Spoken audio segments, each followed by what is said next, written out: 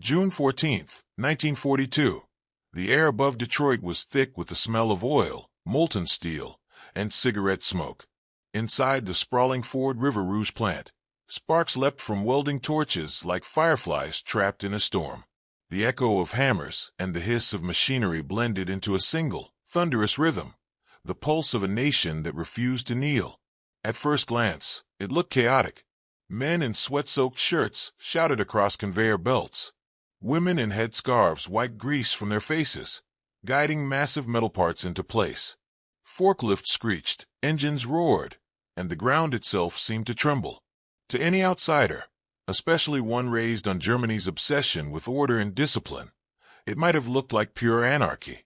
And that was exactly what the Nazi spies reported. In early 1942, a handful of German intelligence agents operating in South America and the U.S. sent coded messages back to Berlin.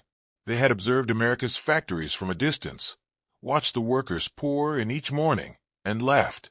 Their reports painted a picture of inefficiency. American laborers are lazy. One message to the Abwehr read, "They take too many breaks, they smoke while working, and their assembly lines appear undisciplined. They will never match German production."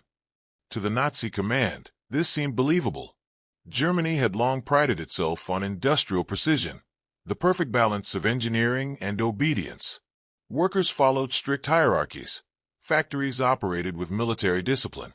The Americans, on the other hand, were loud, individualistic, and chaotic. How could such a culture produce anything on time, let alone win a war? But behind the noise of Detroit's factories, a storm was gathering, one that would soon bury those assumptions under mountains of American steel. President Franklin D. Roosevelt had called it the arsenal of democracy.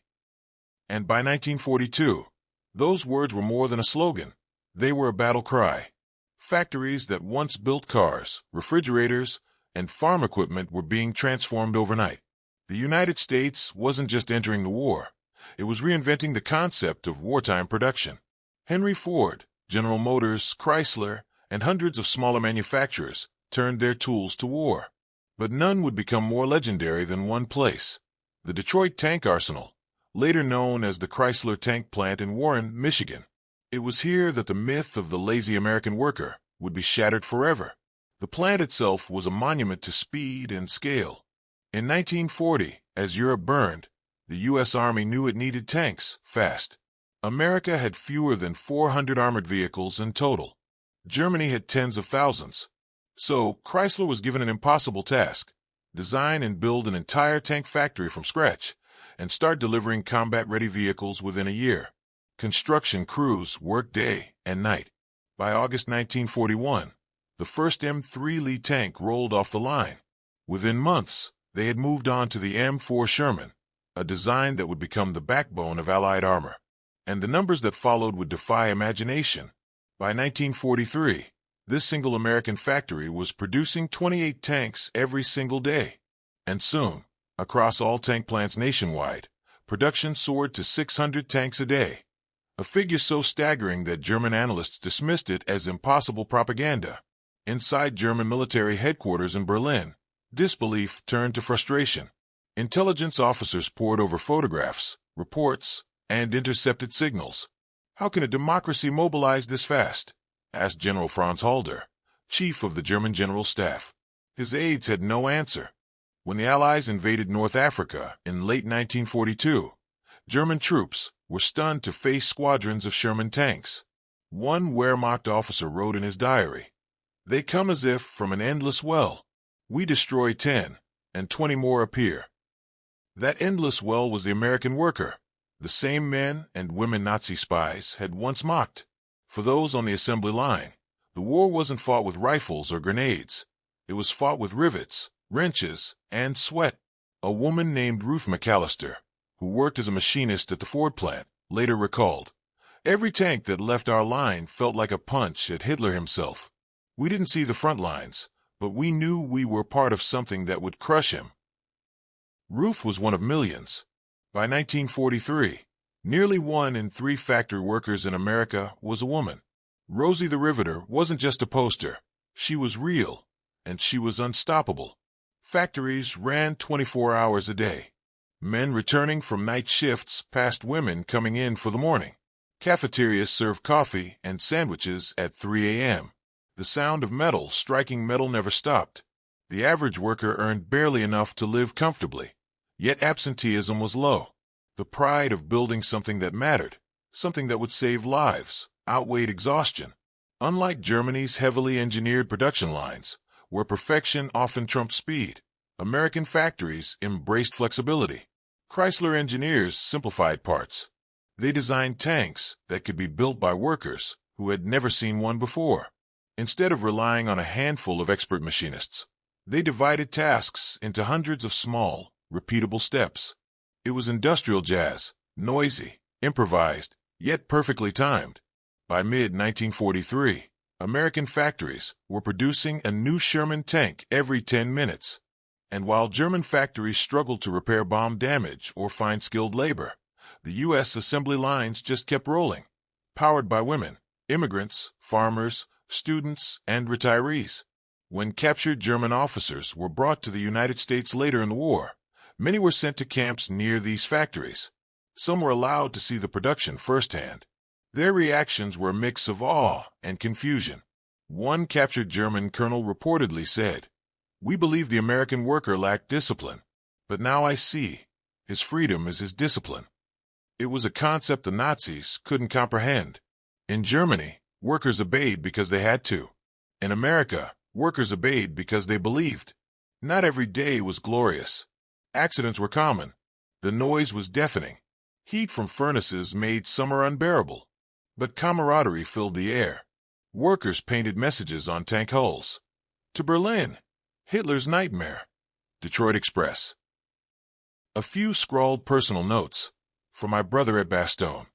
A young worker named Charlie Jensen, age 19, was known for carving small initials inside the armor plates before they were sealed. When asked why, he said, "So the boys know someone back home had their back." He'd never meet the soldiers who rode those tanks into battle. But his fingerprints, his sweat, his pride, they went to war just the same. By 1944, American industrial output reached levels unmatched in human history. Each month, factories produced 8,000 aircraft, 50,000 artillery shells, and 600 tanks per day. The numbers dwarfed anything Germany could manage, even at its peak. The secret wasn't perfection. It was adaptability. If a part ran short, they found an alternative. If a machine broke, a dozen workers fixed it. If a worker fell ill, another took his place. The system wasn't rigid, it was alive. And that made it unstoppable. As Allied forces pushed deeper into Europe after D-Day, the difference in production became painfully clear to the Axis. German tank divisions, once symbols of terror, began to wither. For every Tiger or Panther lost, replacements took weeks, even months, to arrive. Meanwhile, U.S. supply ships unloaded hundreds of Shermans in ports across Europe every day. To the Germans, it felt like fighting an ocean, endless, overwhelming, impossible to drain. And that ocean had a name, American industry. In cities like Pittsburgh, Chicago, and Detroit, entire families worked in shifts. Fathers built engines, mothers assembled shells, teenagers delivered parts on bicycles. One night, in a diner near the Rouge plant, a foreman named Sam Rivers told his crew, "We don't stop until the last Nazi surrenders. Every minute we waste, someone out there might die." It wasn't empty patriotism, it was truth. Workers followed news of the war closely. They celebrated victories in North Africa, wept over losses in Italy, and prayed for the boys in Normandy. Even without rifles, they were soldiers. By late 1944, the German High Command could no longer deny reality. Captured Allied supply manifests stunned them. Trains filled with tanks, trucks, fuel, and ammunition that seemed endless. Albert Speer, Germany's Minister of Armaments, later wrote, "The United States' industrial capacity was beyond all calculation.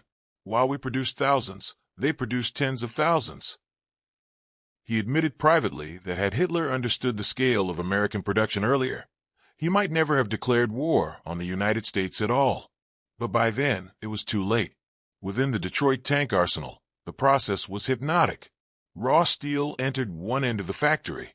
By the time it exited, it was a weapon, painted olive drab, tracks gleaming, Engine roaring. The floor shook as engines were tested.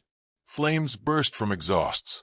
Inspectors climbed over each vehicle with flashlights, checking bolts and seams. A single Sherman required over 10,000 individual parts, and yet it rolled off the line every 50 minutes. Workers cheered when the final inspection stamp hit the hull. Another tank. Another strike against tyranny.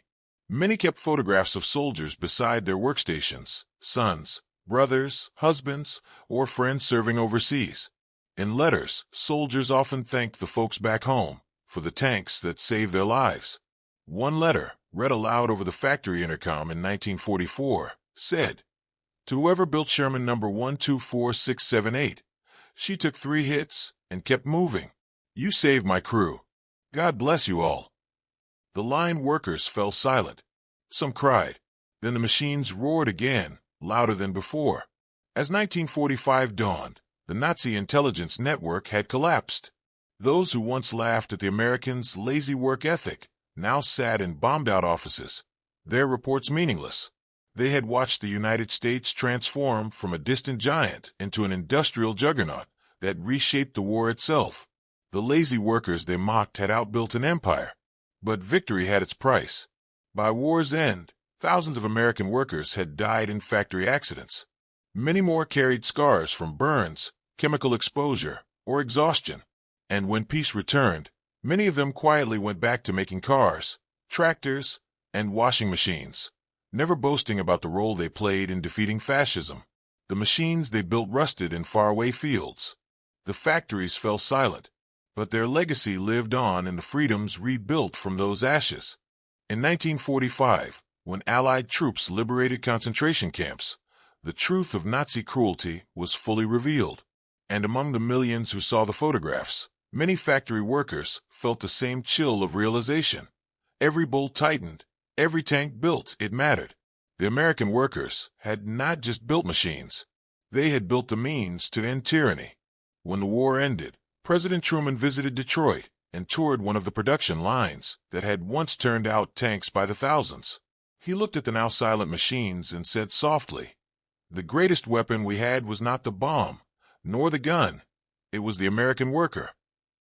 In the years that followed, historians would call it the miracle of production. But to those who lived it, to the welders, the riveters, the machinists, and the dreamers, it was something simpler. It was faith. Faith that a free people, no matter how chaotic, could unite when the world needed them most. And so, the story ends where it began, in the factories of America, where laughter once mixed with the clang of metal, and where every tank born from fire carried a promise that freedom, no matter how fragile, would always find defenders. The Nazi spies were right about one thing: America's factories were chaotic. But what they mistook for laziness was liberty in motion. For it was not German order, but American chaos, fierce, loud, and unyielding, that built 600 tanks a day and crushed tyranny beneath their treads.